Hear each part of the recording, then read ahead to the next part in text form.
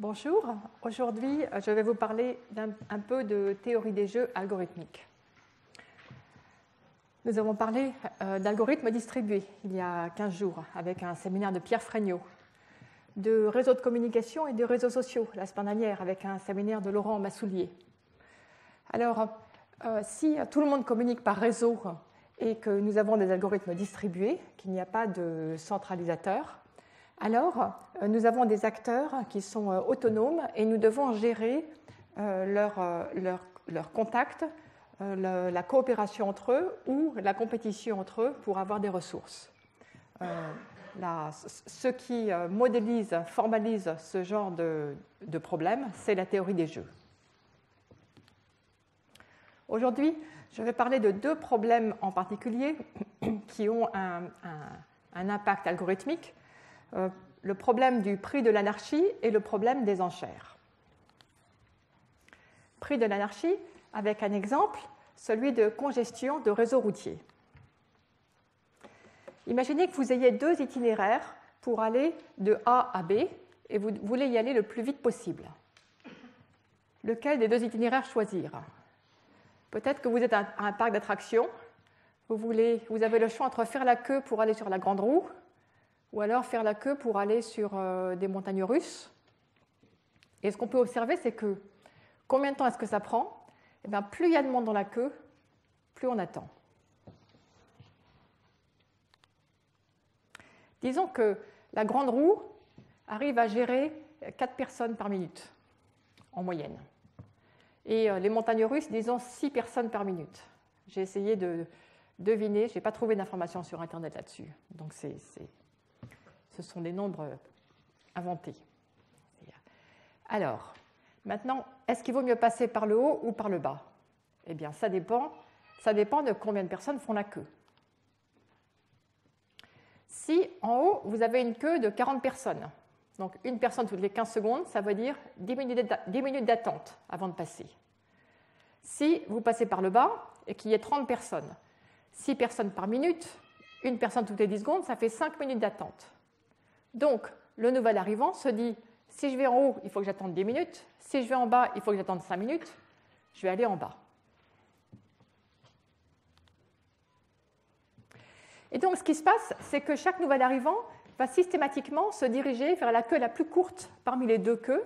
Et donc, celle-ci va s'allonger.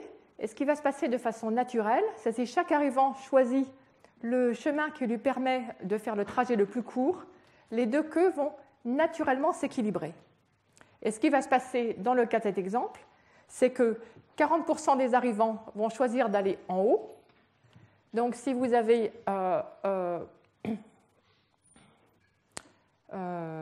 X personnes, ça va faire que de 4X personnes, X minutes d'attente, enfin 40% de X. Et en bas, 60% de X fois 6 personnes par minute, ça vous fait également X minutes d'attente. Le même temps d'attente en haut et en bas, si 40% des arrivants vont en haut et 60% des arrivants vont en bas. Donc c'est ce qui se passe de façon naturelle si chacun fait le choix qui est le plus rapide pour lui.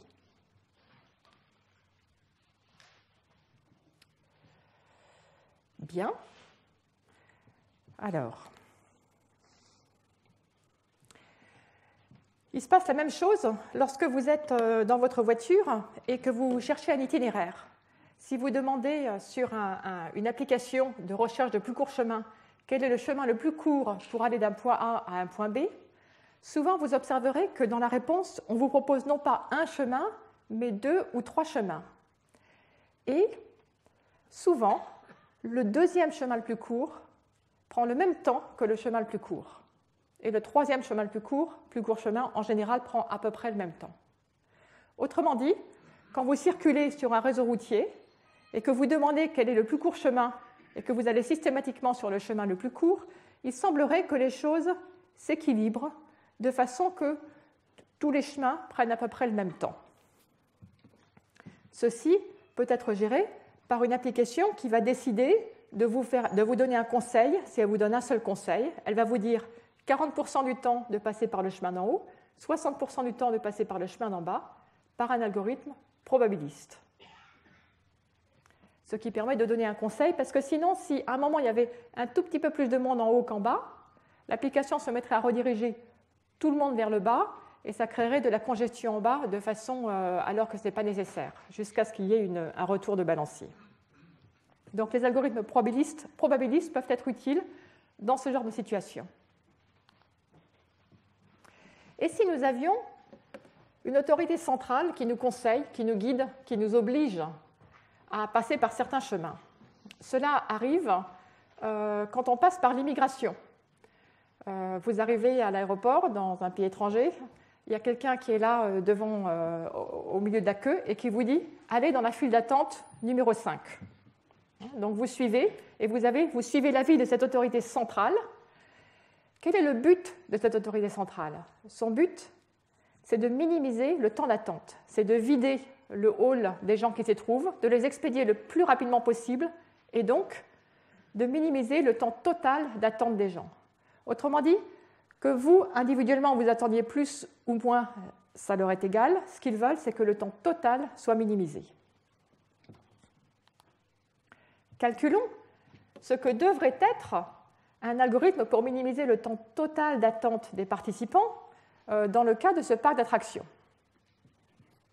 Imaginez que vous ayez une centaine d'arrivants. Une autorité centrale va en envoyer X en haut et 100 moins X en bas. Que va-t-il se passer? En haut, vous aurez une queue. Chacun va devoir attendre X sur 4 minutes. En bas, chacun va devoir attendre 100 moins X sur 6 minutes, en moyenne. Il y a un facteur 2, mais j'oublie ça. Donc, le temps d'attente total, ce sera pour les X d'en haut, X fois X sur 4. Pour les 100 moins X d'en bas, 100 moins X fois 100 moins X sur 6. Et ce qu'il faut faire, l'autorité centrale doit choisir la valeur de X pour minimiser ce temps total d'attente. On dérive, on résout, et on trouve X égale 40. Sur les 100 participants, il y en a 40 qui doivent aller en haut, 60 qui doivent aller en bas. Cela permet de minimiser le temps d'attente total. Quelle est la morale de cette histoire? C'est qu'il est inutile d'avoir une autorité centrale pour ce genre de problème. Il suffit que chacun aille dans la file d'attente la plus courte, celle qui est la meilleure pour lui personnellement, et le temps d'attente total sera minimisé. Voilà ce qu'on vient d'observer. Alors, allons un petit peu plus loin. Donc, en général, vous n'êtes pas dans un parc d'attractions, vous êtes dans un réseau. Vous êtes dans un réseau routier. Qu'est-ce que vous voulez faire? Vous voulez aller sur le plus court chemin du point A au point B. Comment allez-vous faire pour calculer ce plus court chemin? Il y a un algorithme très classique que je rappelle en 2 transparents, algorithme de Dijkstra. Si on veut calculer la longueur du plus court chemin de S à T, on va calculer la longueur de certains chemins et on va faire des mises à jour. Comment faire une mise à jour? La brique de base de notre algorithme, c'est d'utiliser un arc de U à V pour mettre à jour la longueur du plus court chemin pour aller au sommet V. Imaginez, vous avez un sommet ici. Vous avez déjà calculé un chemin pour aller de S à V qui a longueur totale 100. Un autre sommet U, vous avez déjà calculé un chemin de S à U. Et puis il y a l'arc UV qui a longueur 12. Peut-on l'exploiter? Bien sûr que oui. Si la longueur de ce chemin, 78, plus l'arc UV, 12, est plus petite que 100, alors vous avez trouvé un plus court chemin. Et vous pouvez vous en servir pour mettre à jour la distance, le plus court chemin de S à V. Donc ça, c'est la brique de base. Très facile à faire. Il suffit de connaître, d'avoir la longueur des chemins que nous avons calculés jusqu'à présent. Comment utiliser cette brique de base pour construire l'algorithme? Il suffit de calculer D de V pour tous les sommets de proche en proche à partir de S. D de S égale 0. On va aux sommets les plus proches. Et puis petit à petit, à partir de, si on a déjà calculé les plus courts chemins jusqu'à un certain ensemble de sommets, on étend à minima, en utilisant l'arête qui rallonge le moins possible, pour essayer de calculer toutes les distances. Une fois qu'on a fini, on obtient la distance de S à T. Alors en fait, ce que vous voyez, c'est que cet algorithme, il a calculé plus que ce dont on avait besoin. il n'a pas juste calculé la distance du sommet S au sommet T, il a calculé la distance du sommet S à tous les autres sommets du graphe. Alors pourquoi ça? D'abord, il y a une raison, c'est que ce n'est pas vous qui le calculez. Le temps des cartes routières où on faisait des petits calculs, c'est terminé. C'est une application qui l'a calculé pour vous. Donc il faut qu'elle soit prête pour toutes les demandes, donc autant qu'elle réponde à toutes les demandes en même temps. Et puis, il y a aussi le fait qu'en fait, c'est cela le plus efficace. Pour calculer la distance au sommet T, le plus efficace, c'est de calculer la distance à tout le monde. En fait, c'est la bonne manière de faire pour calculer la distance de S à T. Alors on peut avoir des raccourcis et de l'approximation, mais ces idées de base, de le faire de proche en proche, de combiner et d'utiliser un arc pour mettre à jour les distances, c'est présente dans tous les algorithmes, toutes les versions. L'autre algorithme, l'algorithme centralisé, il est un peu plus compliqué, parce qu'il calcule non pas un chemin, mais toute une série de chemins. Il veut décider, pour tous les utilisateurs, comment il va les répartir pour aller de S à T, pour parcourir le parc d'attractions, de façon à minimiser la durée totale. Donc cet ensemble de chemins peut avoir la figure suivante. 60% des arrivants vont aller en haut, parmi eux 45% vont vers le haut et 15% vers le bas. De ces 15%, il y en a 5% qui passent par ici et 10% par là, etc., pour aller de S à T. Donc comment faire pour calculer ce genre de solution qui permet d'avoir une durée moyenne, durée totale de parcours minimale? Eh bien déjà, ce qu'on observe, c'est que si vous regardez ces nombres, si vous regardez ce sommet-là, il y a 60% qui arrivent, il faut qu'il y en ait 60% qui repartent. Autrement dit, la valeur qui est portée par l'arc entrant doit être égale aux valeurs portées par les arcs sortants. Ça, c'est vrai partout, sauf en S et en T. Ensuite, ce que vous voyez, c'est que la somme totale des durées, enfin la durée totale, c'est la somme des durées. Donc c'est juste une fonction linéaire. Si on suppose que la durée de traversée d'une arête, c'est une fonction affine de la congestion, c'était le cas pour la grande roue, le temps d'attente varie de façon linéaire avec le nombre de personnes dans la queue. On n'a pas de nombre négatif, ça veut dire qu'il s'agit simplement de minimiser une fonction linéaire avec des contraintes linéaires. Vous voulez maximiser une fonction linéaire, la somme des durées totales, avec des contraintes linéaires, chaque sommet, ce qui arrive égale ce qui repart, et vous pouvez exprimer tout ça de façon algébrique avec une variable x sur chaque sommet.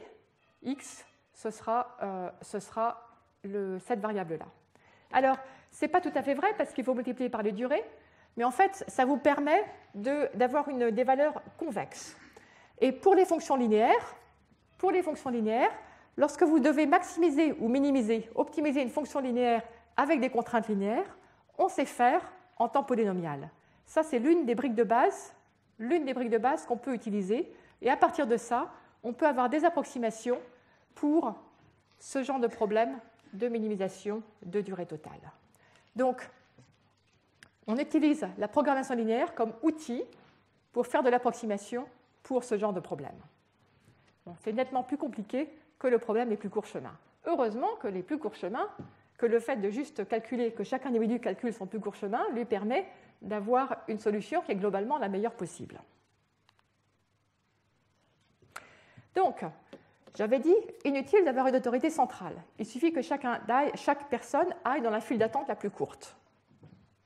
Autrement dit, l'égoïsme que chacun cherche la solution qui est la plus courte pour lui est au service du bien commun. Pour avoir le meilleur choix pour la communauté globalement, il suffit de choisir ce qui nous avantage le plus nous-mêmes personnellement. C'était vrai pour la grande roue et les montagnes russes. Est-ce que c'est vrai en général?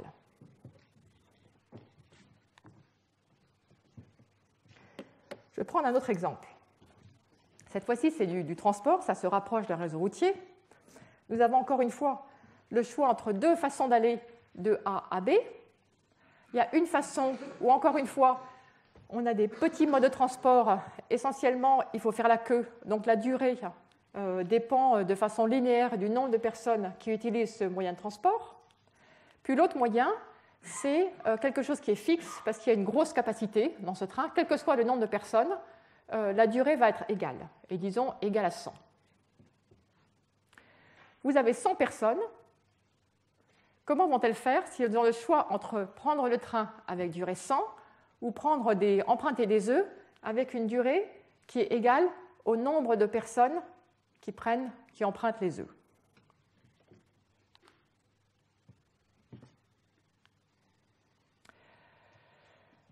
Alors,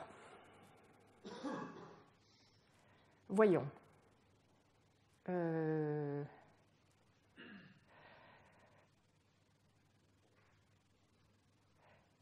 Si vous avez, disons que vous ayez 60 personnes qui passent par le haut et 40 personnes qui passent par le bas. Les 60 personnes qui passent par le haut vont avoir une durée de 100. Les 40 personnes qui passent par le bas vont avoir une durée de 40. Conséquence, ceux qui sont en haut vont regretter leur choix, vont dire « la prochaine fois, je passerai par le bas ». Et donc, que va-t-il se passer pour que personne n'ait de regret, n'ait ce genre de réaction? En fait, tous les gens qui passaient par le haut vont aller en bas. Sur les 100 personnes, 0 vont prendre le chemin du haut, le train sera vide, et les 100 personnes vont prendre les œufs, vont passer par le bas. Combien chaque personne va-t-elle passer de temps pour aller de A à B? Nombre de personnes qui passent par le bas, c'est-à-dire 100. 100, mais chacune d'elles va se dire « moi, si je prenais le train, ce serait pareil, ce serait 100, donc je n'ai pas de raison de prendre le train. » Et s'il y a une personne qui va prendre le train, tout de suite, la durée en bas va être de 99, et immédiatement, cette personne va se dire « ah, non, finalement, je vais changer d'avis, je vais passer par en bas. » Et donc, la durée moyenne de ce genre d'équilibre où chacun choisit ce qui est le meilleur pour lui-même individuellement, ça va être de 100. Très bien. Donc, si chacun se sert de la façon qui lui convient le mieux personnellement, durée moyenne, 100. Et s'il y avait une autorité centrale, que se passerait-il? Que se passerait-il? Il y aurait X personnes qui passeraient en haut, qui seraient obligées de prendre le train, 100 moins X qui seraient obligées de prendre les œufs, la durée totale, les X personnes du haut payent une durée de 100, les 100 moins X personnes du bas payent une durée de 100 moins X, d'où expression algébrique pour la durée totale. On veut choisir X pour les minimiser, on dérive, et qu'est-ce qu'on trouve? X égale 50. S'il y avait une autorité centrale qui pouvait décider comment dispatcher les gens, comment les répartir entre le haut et le bas, elle les répartirait 50-50. Les personnes qui prennent le train auraient un voyage d'une durée égale à 100. Les personnes qui prennent les œufs auraient un voyage de durée égale à 50. En moyenne, 75. C'est mieux qu'avant. C'est mieux qu'avant. Alors, les personnes d'en haut vont se sentir lésées, parce que chacune d'entre elles va se dire « ah, moi, j'aurais pu aller en bas. Si j'avais su, je serais allé en bas. » Mais avec une autorité centrale pour déterminer, pour contraindre les gens à prendre les chemins qui arrangent le mieux, on peut minimiser la durée totale, la durée moyenne pour tout le monde, et on passe à 75. Bien. Donc la morale c'est, et en fait ça c'est l'optimum. La morale c'est que si on n'a pas d'algorithme centralisé, chacun va suivre sa tendance naturelle et on va arriver à une durée moyenne égale à 100. Avec un algorithme centralisé, on a une durée moyenne égale à 75. La morale, c'est que l'autorité centrale a réduit la durée totale, le temps moyen de parcours, de 25%. C'est ce qu'on appelle le prix de l'anarchie. 100 sur 75, 4 tiers. 4 tiers, c'est le prix à payer pour que chacun se débrouille comme bon lui semble. Donc, la morale que je vous avais présentée il y a 10 minutes, elle est fausse. Alors, faut-il une autorité centrale? Voulez-vous qu'il y ait quelqu'un, là en haut dans la montagne, qui vous dise « toi tu prends le train, toi tu prends les œufs ». vous avez le choix entre ces deux algorithmes décentralisés. Chaque usager choisit, en fonction de la congestion courante du réseau, un chemin de SAT qui minimise la durée de son trajet. Et l'algorithme centralisé, les usagers sont dirigés de façon autoritaire vers un chemin de SAT pour minimiser la durée totale des trajets. On a vu un cas où il y avait un écart de 25%. Dans un réseau général, quel est l'écart entre ces deux approches? Théorème. Si les temps de trajet sont des fonctions affines, en fait, c'est le cas pour la grande roue.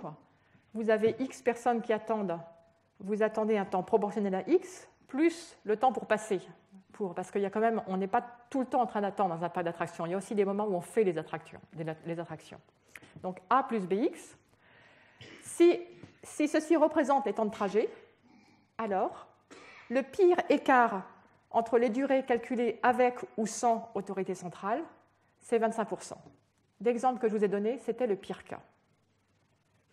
Si les temps de trajet suivent d'autres courbes, d'autres fonctions, par exemple cubiques, alors le pire écart est environ de 47%.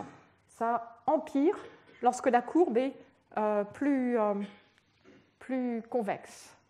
Et en fait, si vous pensez à ce qui se passe dans les réseaux routiers, en général, vous avez, disons, vitesse limitée à 90, vous circulez à 90, la circulation se densifie, vous circulez à 90, et puis on arrive à un seuil critique, et ça tombe quasiment à zéro, d'un seul coup. Donc ça fait, la courbe est complètement différente. La durée du trajet va passer d'une durée faible et constante, quelle que soit la densité du trafic, jusqu'à un seuil critique, et après ça monte à quasiment l'infini. Donc ça fait une courbe qui va être beaucoup plus pointue, et du coup, il va y avoir un écart beaucoup plus grand entre les algorithmes avec ou sans autorité centrale. Du coup, ça pose problème, ça veut dire que si on laisse chaque personne choisir le chemin le plus court, on arrivera à une configuration qui est loin d'une configuration optimale. Et tout le monde va passer beaucoup de temps sur les routes. Alors que peut-on faire? Que peut-on faire? Il y a une alternative à l'autorité centrale. Une alternative possible, c'est d'introduire des péages. Imaginez, vous avez le choix entre le train et les œufs. Mais le train est gratuit et vous devez payer pour emprunter les œufs. Si le prix est bien fixé, si le prix du péage est bien choisi, il peut être choisi exactement de façon à détourner suffisamment de personnes, que suffisamment de personnes abandonnent et décident « tant pis, je vais prendre le train pour ne rien payer ». Dans ces cas-là, on pourra arriver à l'équilibre 50-50 et donc à une utilisation optimale des ressources de façon à minimiser la durée totale. Ainsi, les péages ne servent pas seulement à entretenir les autoroutes et à donner du profit aux sociétés d'exploitation des autoroutes, mais les péages servent également à réguler la circulation pour inciter les gens à aller dans les bonnes directions dans les réseaux pour une bonne utilisation du réseau routier.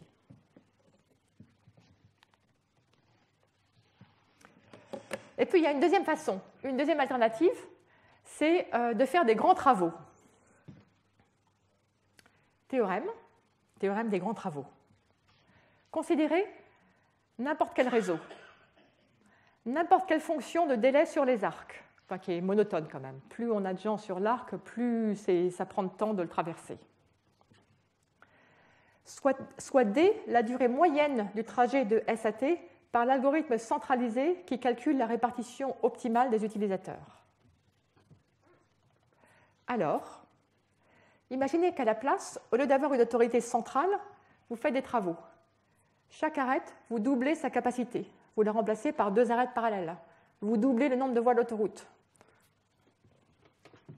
Si vous avez doublé tous les arcs, tous les chemins, toutes les routes, alors l'algorithme décentralisé va bien marcher. La durée moyenne de l'algorithme décentralisé sera au plus celle de l'algorithme centralisé pour le réseau de départ. Donc vous avez deux moyens d'améliorer le flux de la circulation sur le réseau. Un moyen, c'est d'introduire des péages. L'autre moyen, c'est d'augmenter la capacité des routes. Construire des routes. Donc ça encourage à faire des grands travaux.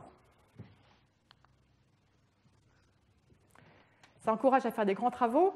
Et là, je voudrais attirer votre attention sur un petit point délicat sur l'utilité ou l'inutilité des travaux.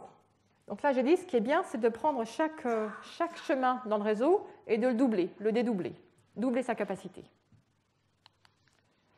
Mais voici un exemple de travaux routiers inopportuns. Voici un réseau où, encore une fois, tout le monde veut aller de S à T. C'est plus simple du point de vue théorique si tout le monde part du même endroit et arrive au même endroit. On a le choix, chaque utilisateur a le choix entre deux trajets. En haut, la première partie du trajet a une durée de 100. La deuxième partie du trajet a une durée proportionnelle au nombre de personnes qui empruntent ce chemin.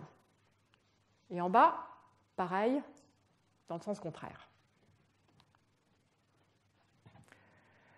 Que se passe-t-il ? Ce qui va se passer, c'est que si les gens, sans autorité centralisatrice, centrale, les gens vont simplement utiliser, le premier va aller en haut, par exemple, ça lui est égal, le deuxième en bas, le troisième en haut, le quatrième en bas, et ainsi de suite. Ils vont se repartir de façon égale, 50-50, en haut et en bas. Du coup, combien chaque utilisateur va-t-il passer de temps ? 100 pour traverser cet arc, 50 pour traverser celui-ci, puisqu'il y a 50 personnes sur cet arc, 150. La durée totale moyenne du trajet de S à T, c'est de 150. Essayons d'améliorer ça. On va construire une autoroute permettant d'aller de ce sommet-ci à celui-là avec une durée de 0. Une autoroute très rapide. Et voyons ce que ça change. Ce que ça va changer, c'est que la première personne va se dire, si je passe par là, je paye 100. Si je passe par en bas, je paye 100.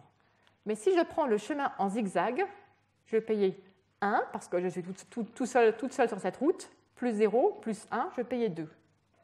Donc, je passe par là. Et puis, ainsi de suite. Et puis, ainsi de suite. On en arrive à la totalité des personnes qui prennent le chemin en zigzag et qui payent 100, plus 0, plus 100, 200. Avant d'avoir l'autoroute, la durée était de 150. Maintenant qu'on a construit cette belle, magnifique autoroute, la durée de trajet est passée à 200. L'autoroute a allongé la durée du trajet.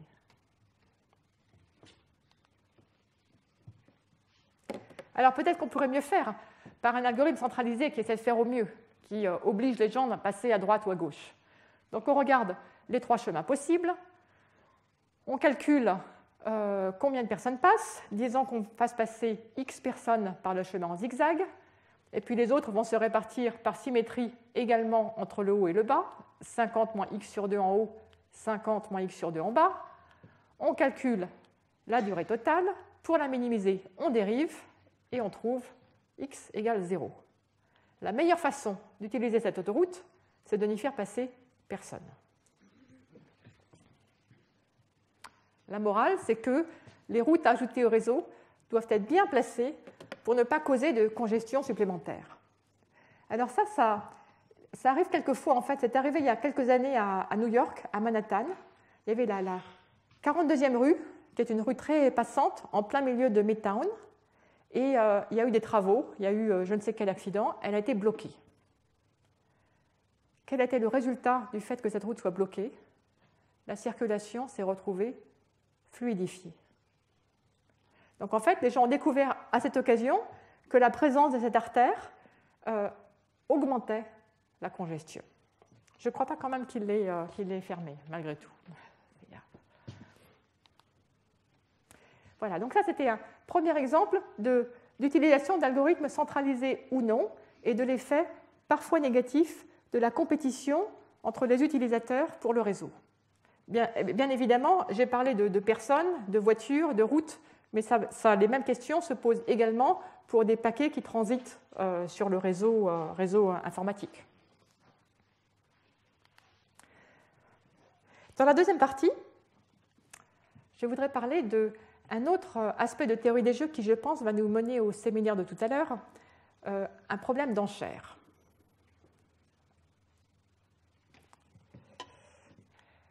Voici un tableau à vendre, voici des enchères. À qui vendre ce tableau et à quel prix? Si votre but, c'est d'essayer de maximiser le bonheur de l'humanité, ce tableau devrait naturellement revenir à la personne à qui il apportera le plus de bonheur. Donc, ce qu'on souhaiterait faire, si c'est ça notre priorité, c'est organiser un système d'enchères de façon à ce que ce tableau arrive bien à la bonne personne. Comment représenter la joie, le bonheur qu'on a à posséder un tableau par un nombre? On va quantifier ça par de l'argent. Chaque personne donne une certaine valeur au tableau. Les enchères habituelles, enchères du premier prix, demandent à chacun on fait une enchère et on vend au plus offrant. Donc si vous avez ces 5 personnes qui participent aux enchères, à qui est-ce qu'on vend le tableau?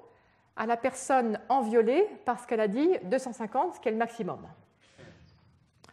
Cette personne va acheter le tableau, va payer $250, mais va se dire, si j'avais su, au lieu d'offrir 250, j'aurais dû juste offrir 160. Alors bon, je n'avais pas vu le 200, là, je me suis trompée. J'ai supposé que ce 200 soit un 2. Hein, bon. Donc la deuxième enchère la plus élevée, c'est 150.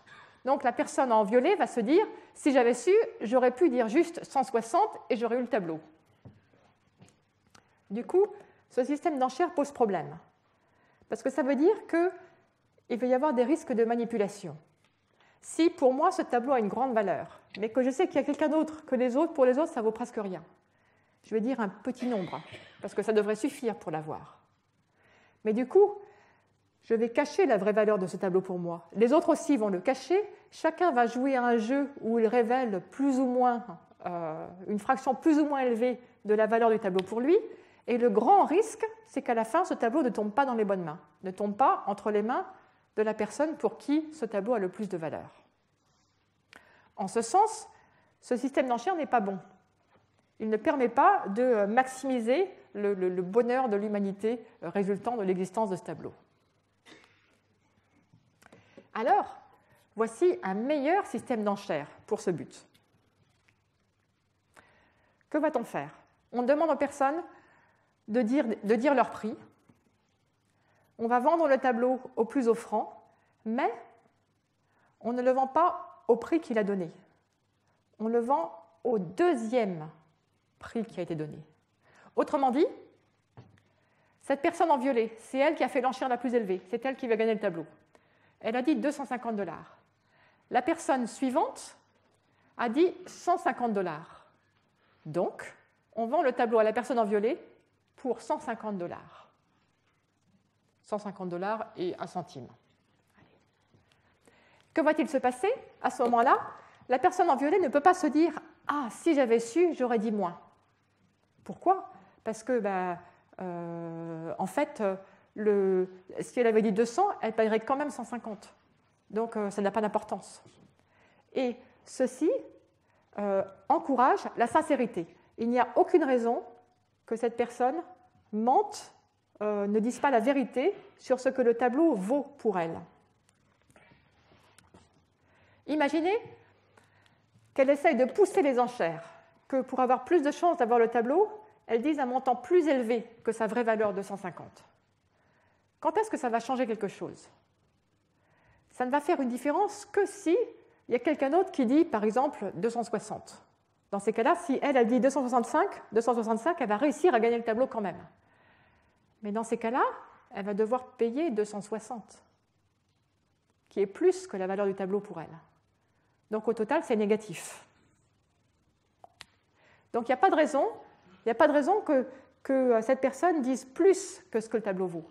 Maintenant, si elle dit moins que ce que le tableau vaut, si elle dit entre 150 et 250, aucune différence. Elle aura le tableau pour le même prix, donc il n'y a pas de raison. Si elle dit moins de 150, elle ne va pas avoir le tableau, alors qu'elle aurait pu l'avoir. Elle aurait pu avoir le tableau, elle aurait pu ne payer que 150 pour le tableau, elle aurait pu tirer un grand plaisir de ce tableau. Si elle dit quelque chose de trop faible, elle ne va pas l'avoir, donc dans tous les cas, soit elle perd, soit c'est indifférent. Et il n'y a jamais aucun avantage à ne pas dire la vraie valeur du tableau. Et donc, avec ce système, les gens sont encouragés à révéler la vraie valeur du tableau pour eux. Et le résultat de ça, c'est que ces enchères vont permettre au tableau de bien être vendu à la personne pour qui cela a le plus de valeur. Donc c'est un bon système d'enchères. Pourquoi ça n'est pas utilisé? Pas beaucoup utilisé, peu utilisé, parce qu'en fait, la plupart du temps, dans les ventes aux enchères, le but de la personne qui vend le tableau, ce n'est pas d'essayer d'offrir au monde le plus de joie possible, c'est de gagner le plus d'argent possible. Donc les buts ne sont pas alignés. Mais dans le cas d'enchères qui sont par exemple organisées par le gouvernement pour partager des concessions, répartir des objets dans le public, ça peut être un but. En fait, l'argent n'est que secondaire, ce n'est qu'un moyen de permettre de faire une répartition au mieux des ressources dans la population.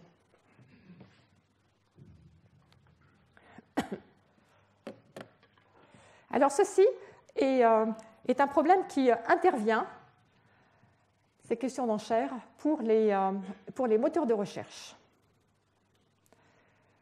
Est-ce que vous vous êtes jamais demandé comment il se fait que ces moteurs de recherche nous donnent des informations si précieuses que nous cherchons à chaque instant, que nous utilisons à longueur de journée, gratuitement, sans jamais nous faire payer? C'est parce que quelqu'un d'autre paye pour ces ressources que nous utilisons. Qui est-ce qui paye? Ce sont les publicités qui sont la source essentielle de revenus des moteurs de recherche. Il y a quelques années, Google, si je prends l'exemple de Google parce que c'est celui qui est dessiné là, avait 98% de son revenu venait des publicités en réponse aux moteurs de recherche.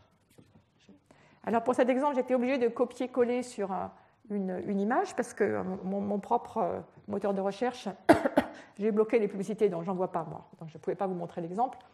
Mais voici. Donc voilà ce qui se passe. Vous mettez un mot-clé, vous faites une recherche, vous avez des réponses qui s'affichent. La plupart des réponses, là, sont des réponses qu'on appelle organiques. C'est-à-dire que c'est des réponses qui sont obtenues en faisant une recherche dans le graphe du web, comme j'en ai parlé il y a quelques semaines. Et puis, en plus, vous avez des réponses, les 3 premières en haut et celles qui apparaissent sur le côté, là, qui ne sont pas obtenues de cette manière-là, mais qui sont obtenues par des publicités. Donc, ce sont des publicités qui apparaissent. Alors, pour les publicitaires, c'est très intéressant, parce que ça veut dire qu'ils peuvent dire, au lieu de faire une campagne d'affichage où ils mettent une publicité dans un journal ou à la télévision ou à l'arrêt de bus, ils peuvent cibler leur public. Ils peuvent dire, je veux que ma publicité apparaisse, moi je suis un restaurant dans le quartier latin, je veux que ma publicité apparaisse si quelqu'un entre les mots dans le moteur de recherche « restaurant Paris ». Comme ça, les personnes qui verront ma publicité sont précisément ceux qui sont probablement intéressés par mon restaurant. Donc ce genre d'annonce publicitaire a beaucoup plus de valeur que les annonces à la télévision où on se contente d'envahir la société par des publicités. Ça atteint tout le monde, tous les gens qui regardent la télé, mais pas précisément l'infime minorité de personnes qui pourraient être intéressées. Et comment est-ce que les publicitaires vont payer?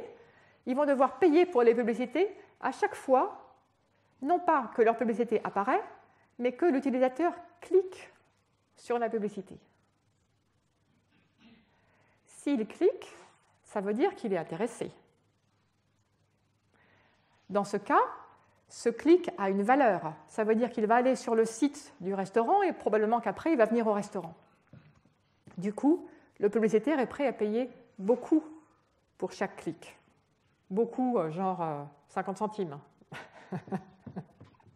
pour un restaurant. Mais pour Google, c'est ça qui fait l'immense majorité de son revenu. C'est, le revenu est gagné centime par centime, clic par clic.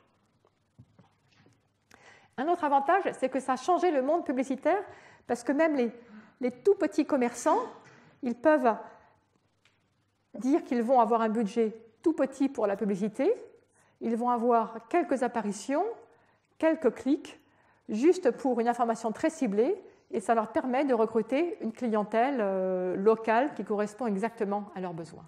Donc c'est vraiment, ça a changé le monde de la publicité, d'avoir ces annonces qui s'affichent de façon très ciblée. Alors, comment est-ce que ça se passe? Voici un modèle. Nous avons K positions pour les publicités sur la page.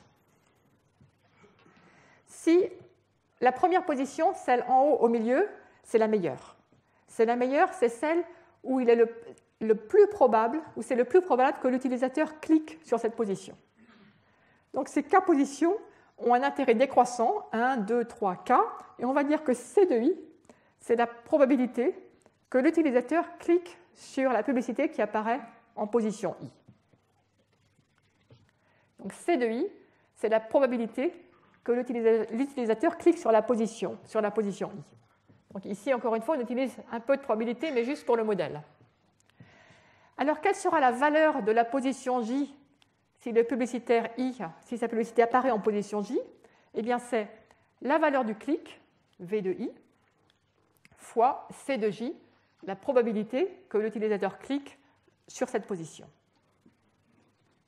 Alors, vous allez me dire tout de suite, moi, quand j'utilise un moteur de recherche, s'il y a des publicités qui apparaissent, quand je clique, ce n'est pas une fonction uniquement de l'emplacement sur la page. Je vais quand même regarder ce qui est écrit, et ça dépend de la personne qui me fait la publicité. Alors c'est vrai, effectivement, il y a un modèle un peu plus sophistiqué où on rajoute un paramètre qui dépend de la personne qui fait l'annonce. Mais pour simplifier, là, on va supposer que c'est juste CJ. C'est l'essentiel des idées est préservé. Alors, la personne qui veut passer une annonce va faire une enchère de B de I.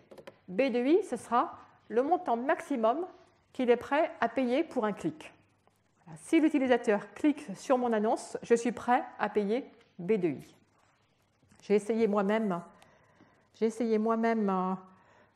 ceci pour tester, juste au moment où je faisais de la recherche là-dessus, pour voir comment ça marchait. Donc, je me suis inscrite et j'ai organisé une conférence. Donc, le site de la conférence, je l'ai mis comme annonce et j'ai mis 5 €. J'ai dit que je voulais bien payer 5 centimes par clic. Et je crois que je n'ai jamais épuisé mon budget. Bon. Mais voilà. Et donc, valeur V de I, valeur de ce clic pour le restaurant. Et donc, que va-t-il se passer? La valeur totale de l'affectation, si le moteur de recherche décide de mettre la publicité Pi1DJ en position J, ce sera la valeur du clic en position J pour Pj fois la probabilité qu'on clique sur la position J, sommée sur toutes les positions. Donc c'est ça qu'idéalement, c'est la valeur sociale, la valeur de tous ces clics, c'est ça qu'idéalement on aimerait maximiser. Un système d'enchères publicitaires bien conçu devrait idéalement maximiser cette somme pour que tout le monde soit heureux. Donc le moteur de recherche doit décider quelle publicité montrer et combien faire payer le publicitaire pour chaque clic. On va généraliser les enchères précédentes. Donc auparavant, on avait dit, chacun dit un prix, on vend le tableau au plus offrant et le prix qu'il paye, c'est le prix de l'enchère suivante. Eh bien, on va faire pareil. On va trier les publicitaires par enchère décroissante. B de 1 supérieur à B de 2, etc., supérieur à B de K. Ce seront les K gagnants.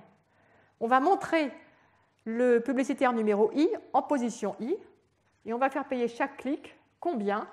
Non pas B de I, mais B de I plus 1, l'enchère suivante.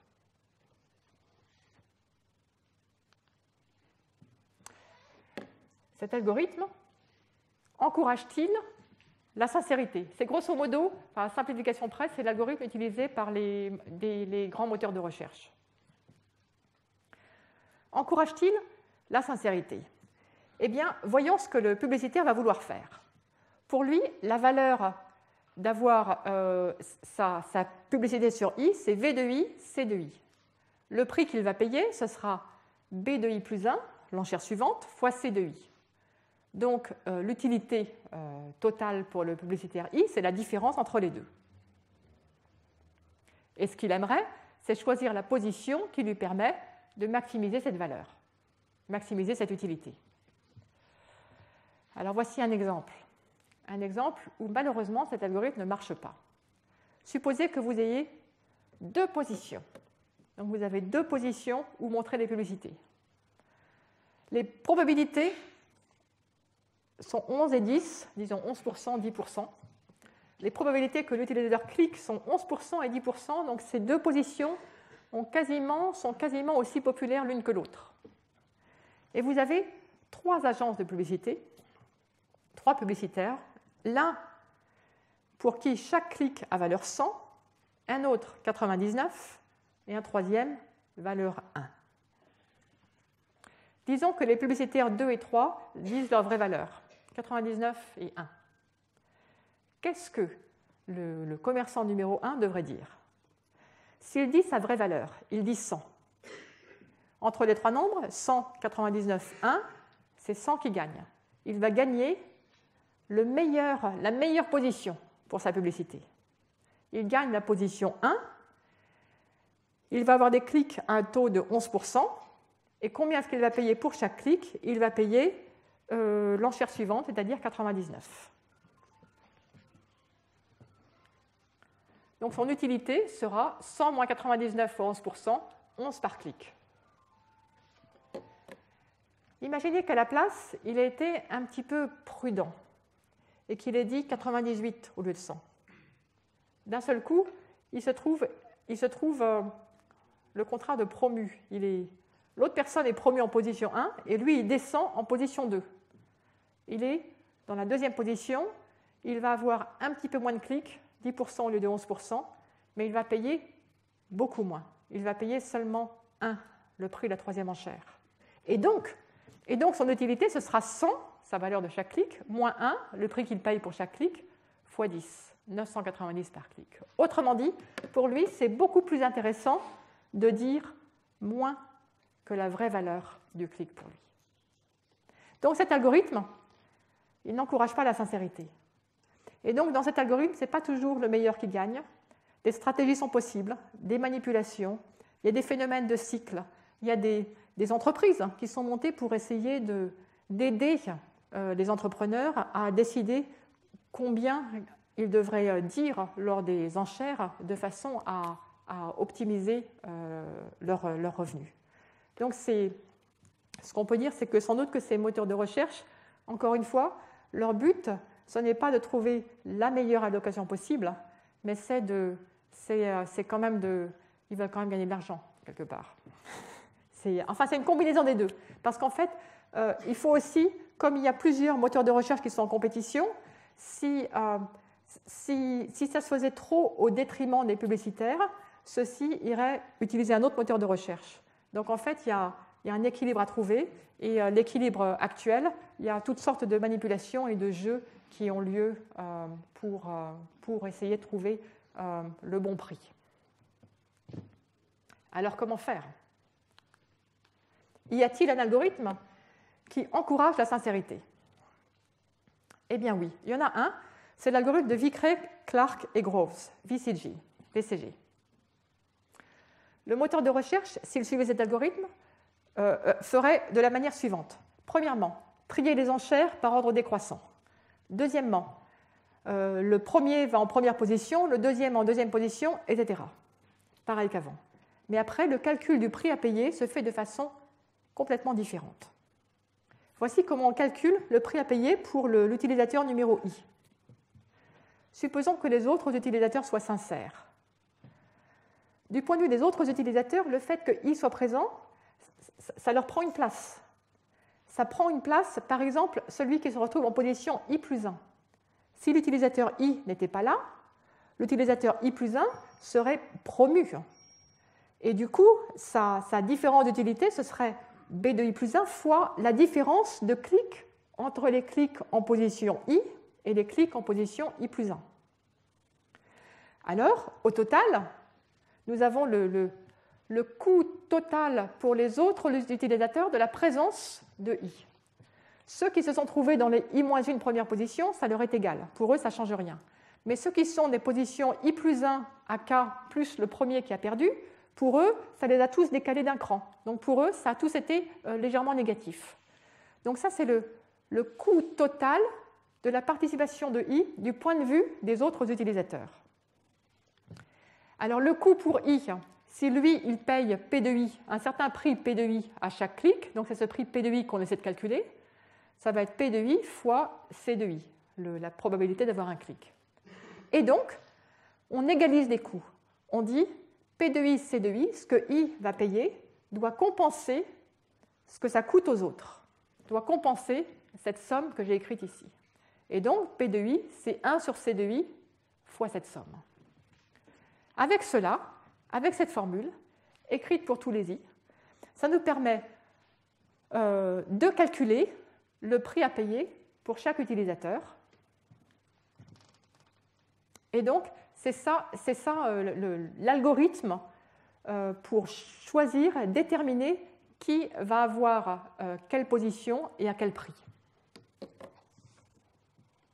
Le théorème, c'est que cet algorithme, il encourage la sincérité. Avec ce choix de prix à payer par clic, il n'y a aucune raison de mentir. Par conséquent, les utilisateurs, s'ils n'ont pas rien d'autre en tête, vont simplement révéler la vraie valeur des clics pour eux. Du coup, ils vont être mis dans le bon ordre sur les positions des publicités, et du coup, l'allocation, l'affectation de publicitaires aux positions va maximiser la valeur sociale. Donc cet algorithme, il est très bon pour le groupe de publicitaires. Alors pourquoi est-ce qu'il encourage la sincérité? Pourquoi est-ce qu'il n'y a pas de raison de mentir? On peut le faire par un petit calcul, mais ce qu'on peut voir déjà là, on peut déjà remarquer une chose, c'est que le prix qui est là, ce prix est indépendant de B de I. Il ne dépend que de B de I plus 1, B de I plus 2, etc., jusqu'à B de K et B de K plus 1.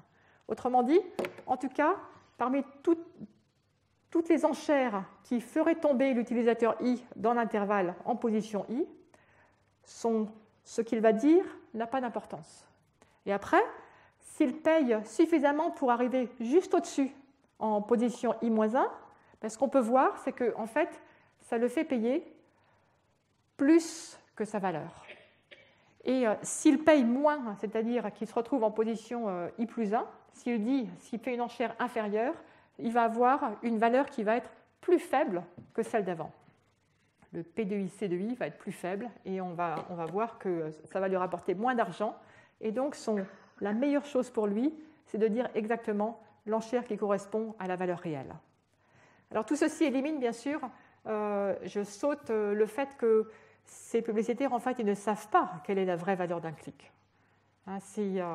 Imaginez que vous êtes un fleuriste dans la rue, place Marcelin Berthelot, vous êtes le boulanger d'en face. Vous faites une publicité, vous espérez que les gens vont voir ça, ils vont venir chez vous pour acheter un croissant ou un sandwich. Si quelqu'un clique sur votre publicité, est-ce que ça veut dire qu'après il va venir? Et après, combien il va dépenser? Combien ça vaut pour vous? Pas beaucoup.